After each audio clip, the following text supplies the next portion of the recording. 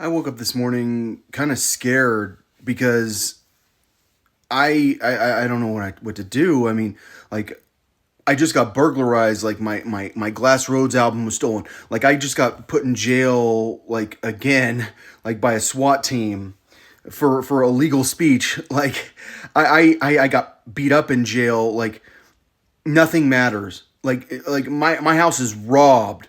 Like I got burglarized that bad. Nothing I do matters. And I feel like maybe I feel like I have to have the mindset like give the police some time. But they told me like it doesn't matter. Like they're allowed to burglarize you. Like you don't even own your house. And I didn't know that was the rule. And so like I'm having trouble with happiness.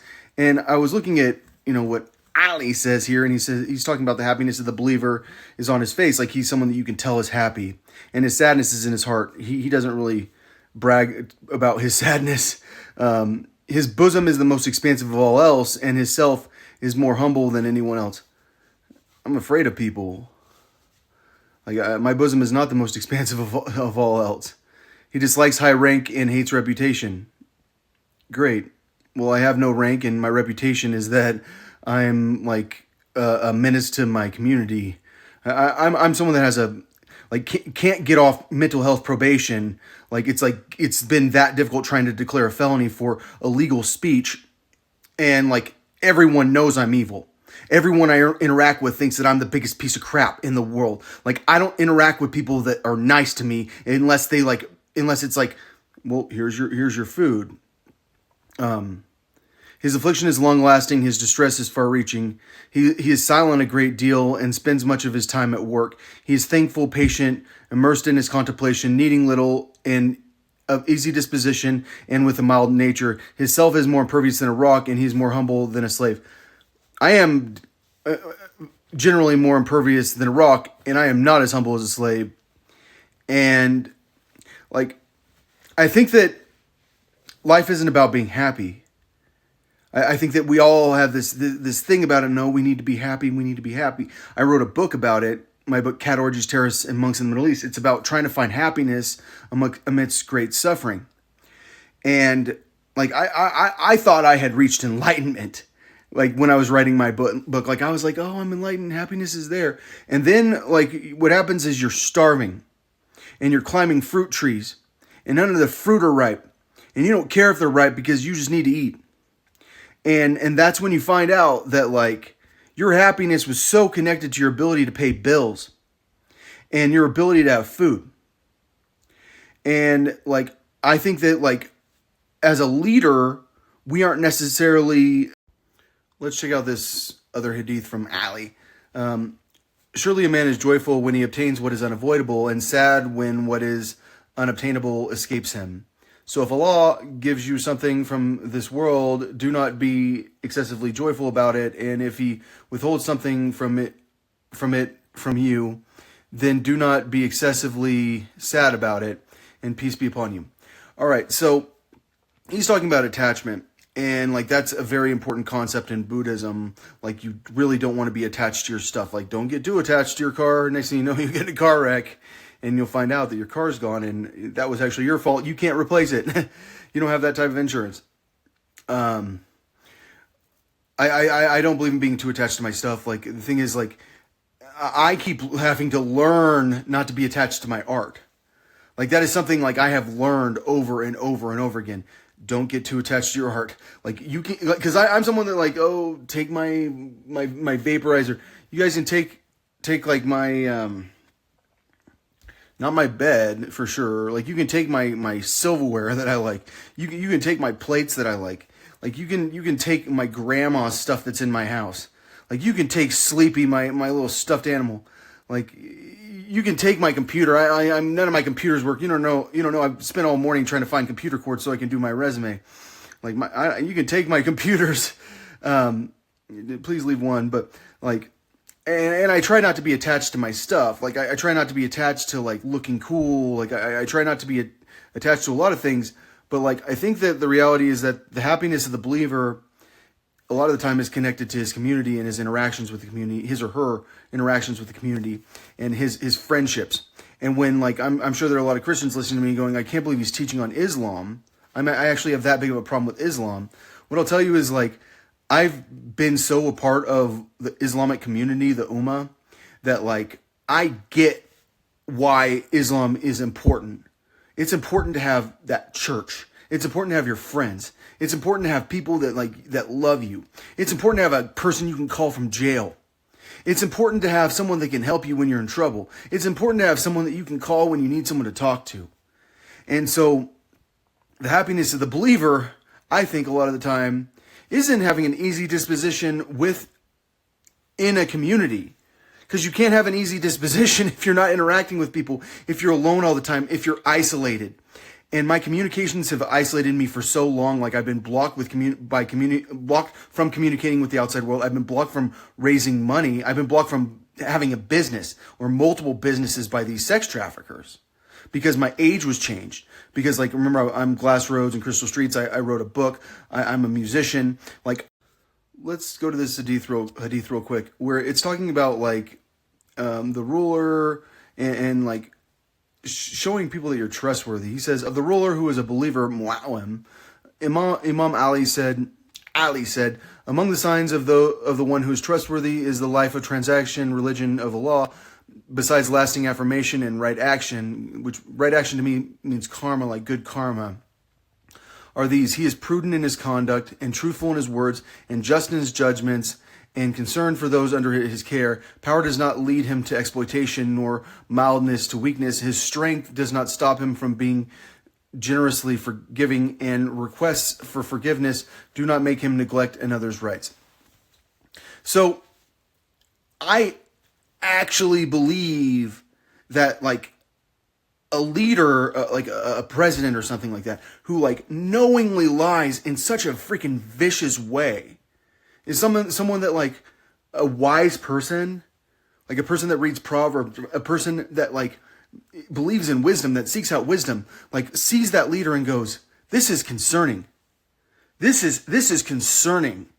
And so when Trump is talking about the Haitians eating cats, and then Kamala is talking about the Chinese being responsible for COVID-19, like where they will lie like that. Like they are not afraid to aggressively lie.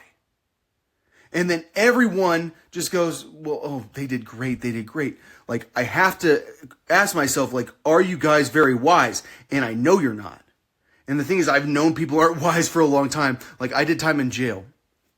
Like you guys don't understand. Like I spent so much time with people as a child.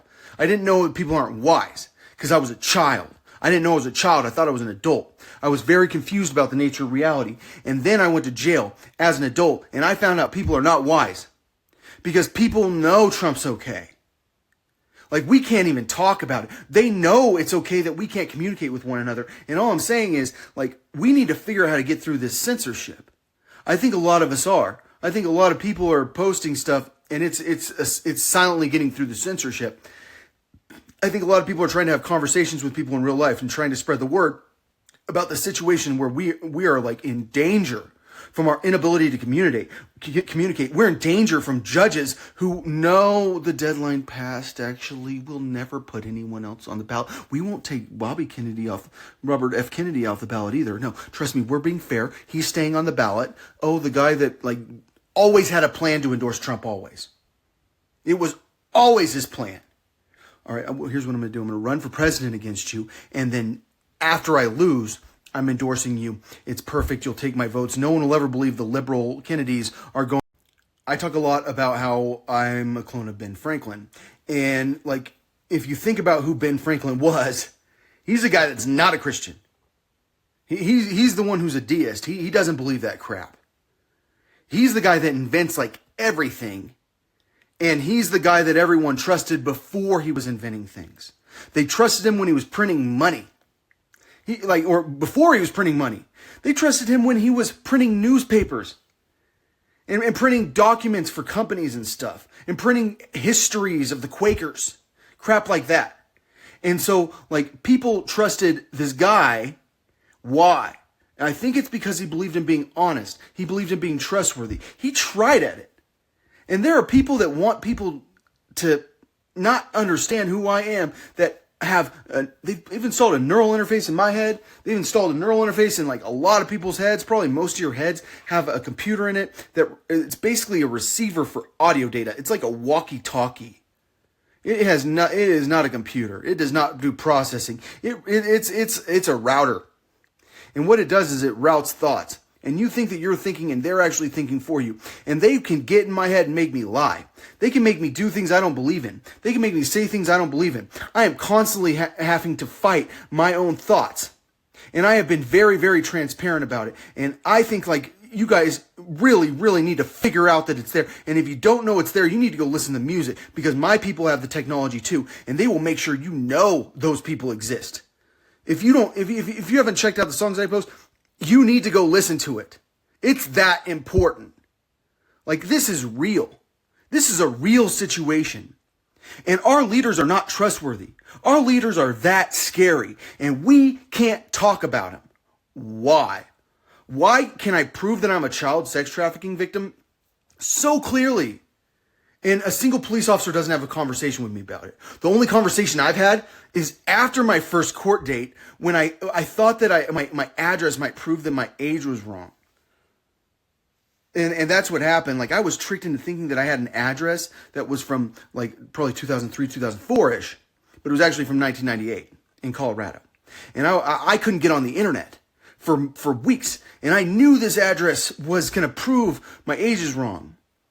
They don't tell, like, no one. I tell like 20 cops. Not a single cop tells me that my address is from 1998. Finally, they tell me after my first court date.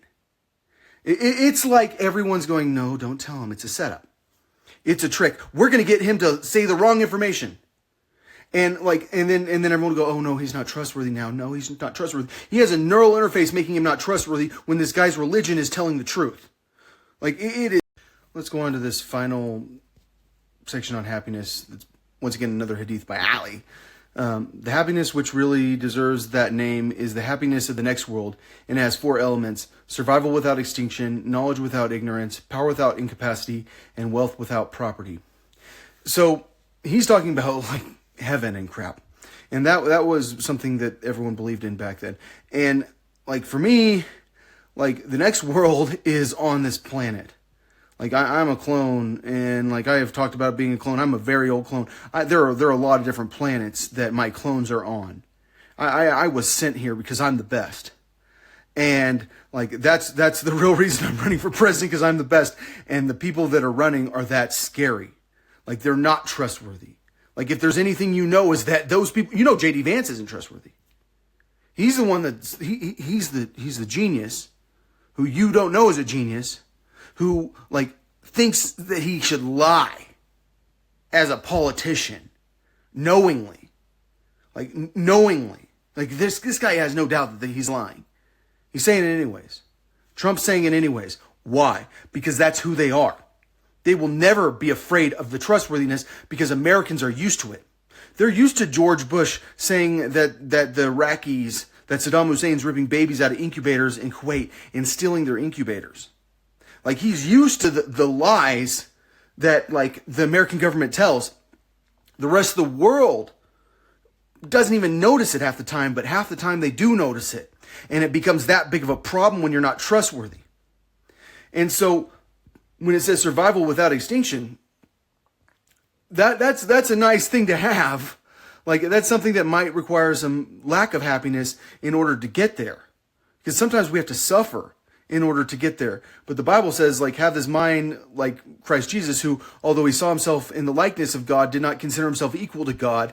And he humbled himself to the point of death, even death of a cross. Like, he made himself into a slave, is what they say about Jesus, or what Paul said about him.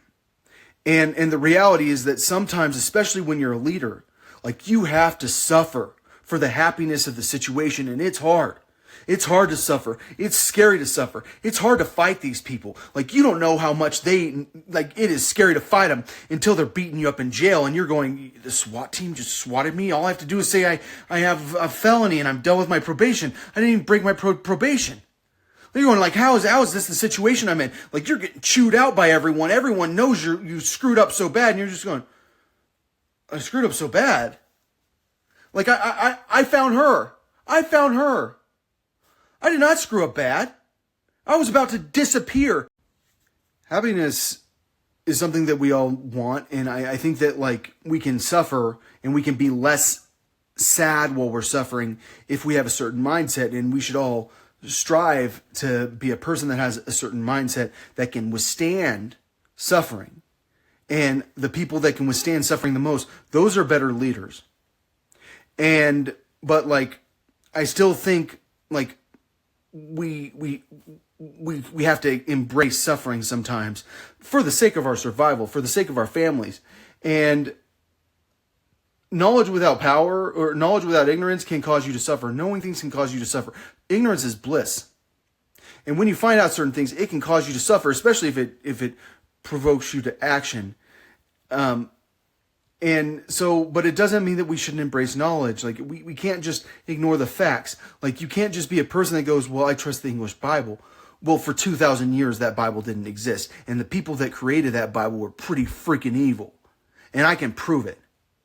And I have proved how wrong it is right now. I have proved how hard they worked hiding what the Greek Bible says.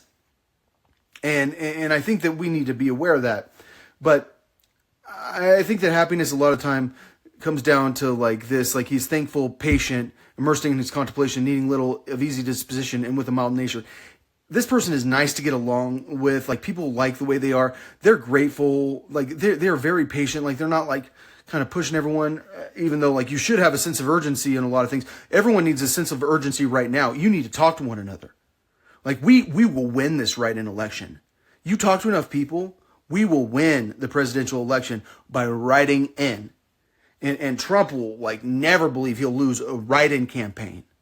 And everyone, and then I'll get in there and we will fire all these judges. Because these judges that are like saying, well, we're not in the modern era. This is what the law says, which that's what the judge would say. It's not me, it's the law. I can't ignore the law. The law is written by sick people. We have proven it. These people they are pedophiles. Like they are drug dealers. They are gangsters. They are murderers. They are people that will lie publicly so that they can murder millions of people so that they can make money selling weapons. Like you guys don't even get the 9/11 situation. Like they let it happen. If there's anything I'm 100% certain of, they allowed 9/11 to happen and they got rich off of it. And everyone has to just go, I don't believe that. I don't say that. That's a conspiracy. That is not a conspiracy. That is obvious. And these people don't care about you. They want to kill that much because they're worried about overpopulation. And they're not smart enough to solve the problems of overpopulation. They think killing's the easy route. And I agree it's easier.